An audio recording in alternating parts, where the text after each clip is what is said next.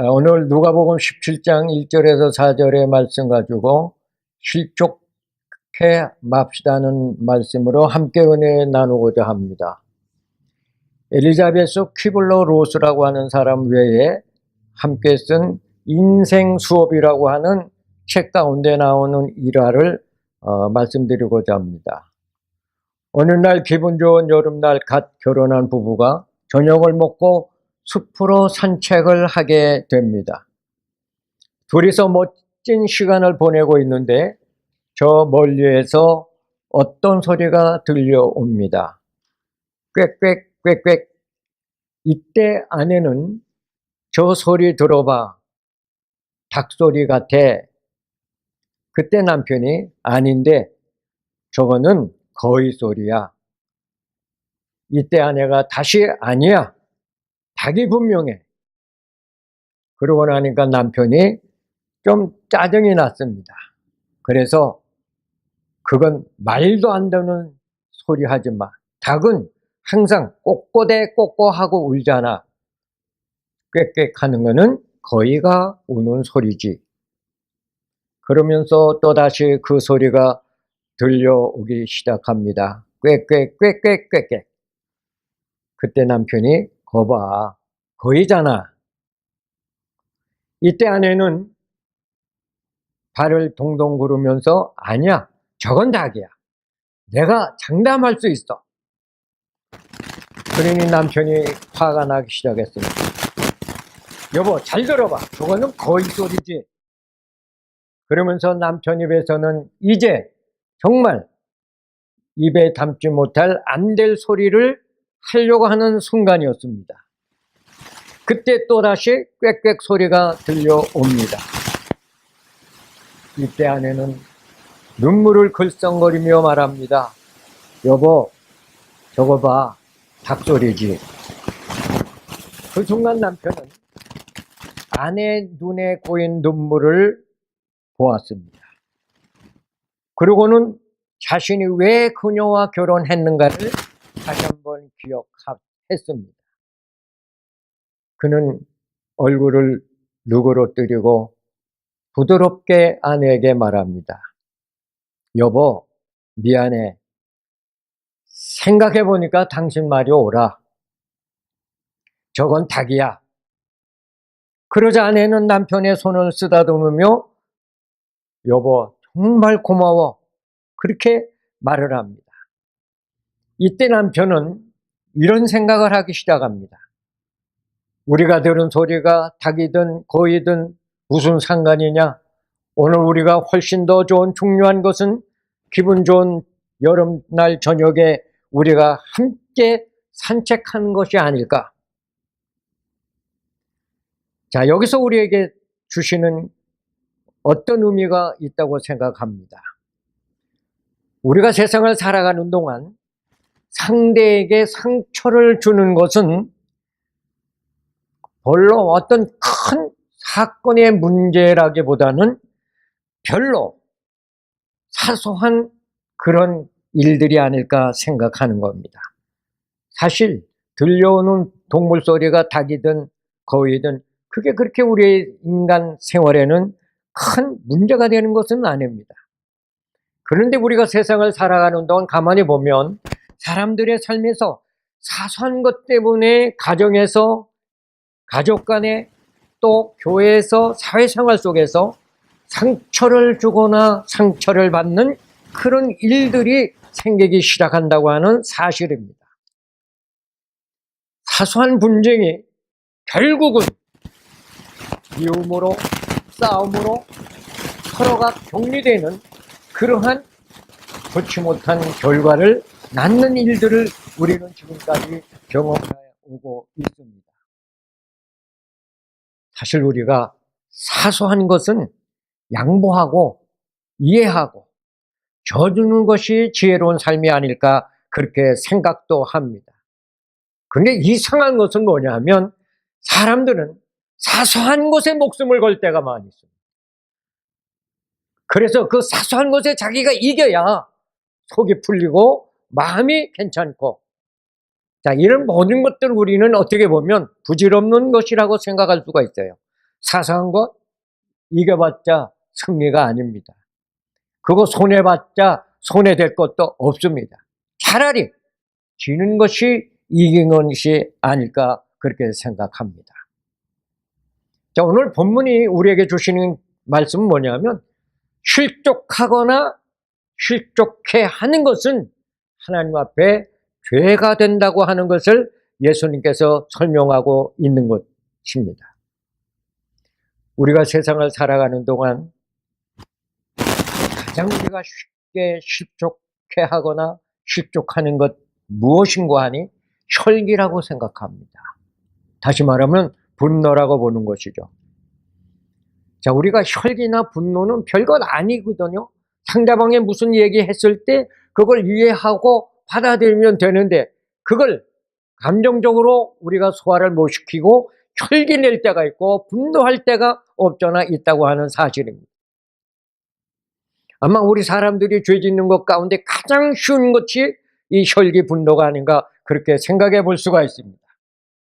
우리가 구약 성경에 보면 모세도 하나님과 대면한 사람이요 지상에 그분 이상으로 온유한 사람이 없다고 말할 정도인데 모세도 혈기를 부려서 정말 가나안 땅에 들어가지 못하는 그러한 실수를 범한 경우가 있었습니다. 민수기 20장에 보면 이스라엘 백성들의 광야 생활 83년에 이제 그들은 방황하고 다시 모세의 누이 미리암이 죽었던 그때 그들이 광야를 헤매다가 물이 없어서 아론과 모세를 공격했습니다. 이때 아론과 모세는 하나님 앞에 엎드려서 기도합니다. 이때 하나님은 모세에게 말씀하시기를 반석을 향하여 명하면 물이 나오리라고 분명히 말씀하십니다.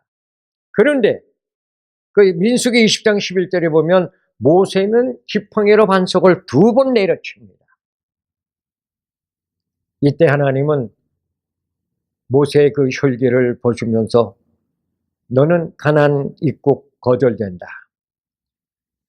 모세의 그 반석을 2번 친 것은 결국은 하나님의 거룩성을 훼손했다고 하는 것입니다. 하나님 말씀에 불순종했다고 하는 행동이었습니다. 자, 이와 같이 우리 삶에 스스럼없이 분노 혈기를 낼 때가 없잖아 있다고 하는 사실을 생각하면서 이 분노 혈기를 우리가 어떻게 참아야 할 것인지, 자, 이것이 결국은 참지 못할 때 실족할 수도 있고 남을 실족해 할 수도 있다고 하는 이야기입니다. 야고보서 3장 16절에서 17절에 보면 시기와 다툼이 있는 곳에 혼란과 모든 악한 일이 있음이라. 오직 위로부터 난 죄에는 첫째 성결하고 다음에 화평하고 관용하고 양순하며 긍휼과 선한 열매가 가득하고 편견과 거짓이 없나니라고 이렇게 기록합니다. 자, 여기 시기와 다툼이 있는 곳에 혼란이 있고 악한 일들이 생겨난다고 말합니다.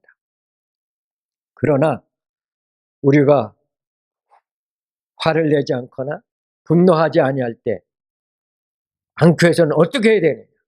위로부터 난 지혜가 필요하다고 하는 겁니다. 그 지혜가 있으면 어떻게 합니까? 우리가 화평 중심으로 또 관용으로 자비를 베풀어 선한 열매를 맺어 나갈 수 있다고 오늘 성경은 우리에게 말씀합니다. 그러므로 우리가 혈기 분노를 어떻게 잘 조절할 수 있겠느냐 하는 말입니다. 서로가 상처받지 않고 우리가 살 수 있는 방법은 무엇일까 하는 겁니다. 자신의 자존심을 내려놓으면 되지 않을까 생각하고요. 또 자신의 고집을 조금 누그러뜨리면 되지 않을까 생각하고요. 조금 더 나가서는 자신을 내려놓으면 되지 않을까 그렇게 생각합니다.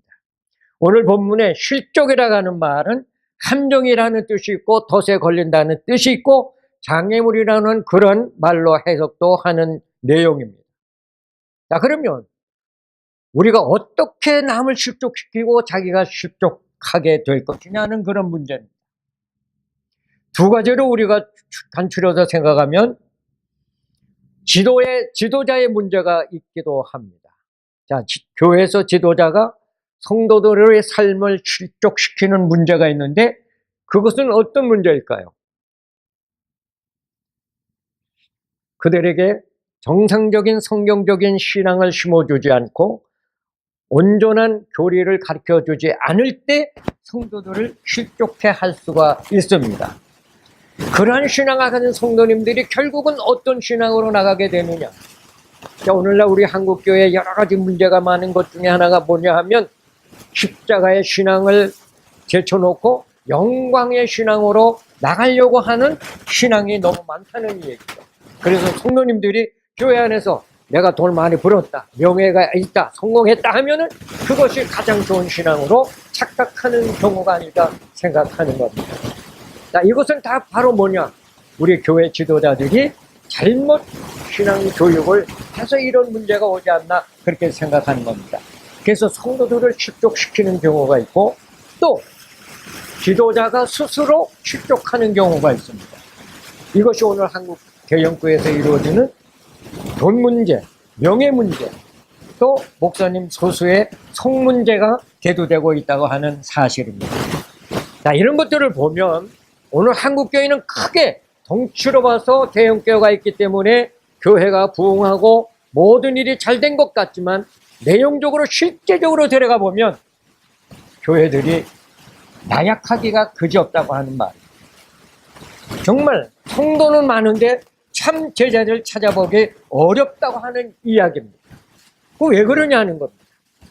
겉으로는 종교 생활을 잘 모범적으로 하지만 실제적으로는 하나님의 뜻을 실종된 신앙으로 살아가기 때문이라고 우리가 말하게 된다고 하는 사실입니다. 그래서 오늘 예수님도 실족해 하는 자에게 화가 있으리라고 말씀을 합니다. 그래서 2절에 보면 실족해 하는 자에게는 연자맷돌을 목에 메고 바다에 던져줘야 한다. 그렇게 말합니다. 얼마나 무서운 얘기인지 모릅니다. 여기 말하는 연자맷돌은 사람이 돌리는 맷돌이 아니라 짐승에 의해서 돌려주는 맷돌인데 이것을 목에 메고 바다에 떨어져 죽으라고 하는 말입니다. 무시무시한 사형제도입니다. 실족해 하는 자에게 내리는 형벌의 역사라고 하는 말입니다. 그러므로 오늘 우리는 실족해 하게 한다는 이 죄악이 얼마나 무서운가를 기억하고 나도 실족하지 않으며 뿐 아니라 남도 실족해 하지 않는 그런 신앙 삶을 우리는 잘 살아야 되겠다 말씀합니다. 그러면서 예수님께서는 3절 4절에 무슨 얘기로 하는 거 아니? 믿는 형제가 이렇게 죄를 범했다 할 때 경고하고 그가 회개하거든 용서하라. 몇 번? 7번이라도 용서하라 그렇게 말씀하고 있습니다. 자, 여기서 우리는 용서의 교훈을 배우는 겁니다. 형제가 7번 죄를 짓고 7번 회개하면 용서하라고 주님은 말씀합니다. 자, 이 용서가 인간적인 의미로 우리가 행할 수 있을까? 그렇지 않습니다. 예수님의 사랑에 의해서 행할 수 있다고 하는 것을 우리가 기억하고 우리는 형제가 연약하고 잘못하고 부족해서 실족하고 했을 때 그가 회개하고 돌아올 때 우리는 받아줘야지 정죄해서 그를 다시금 실족해 만드는 일을 해서는 안 된다고 하는 것을 오늘 본문이 우리에게 주시는 말씀입니다. 자, 이제 결론을 맺도록 하겠습니다. 자, 실족해 하는 자에게는 화가 있다고 하는 것을 우리가 다시 한번 깊이 깨닫고 실족해 하는 삶을 살지도 말고 남을 실족해 하는 일도 행하지 않는 그런 삶으로 나가야 되지 않을까 생각합니다. 그렇게 하면 어떻게 해야 될까?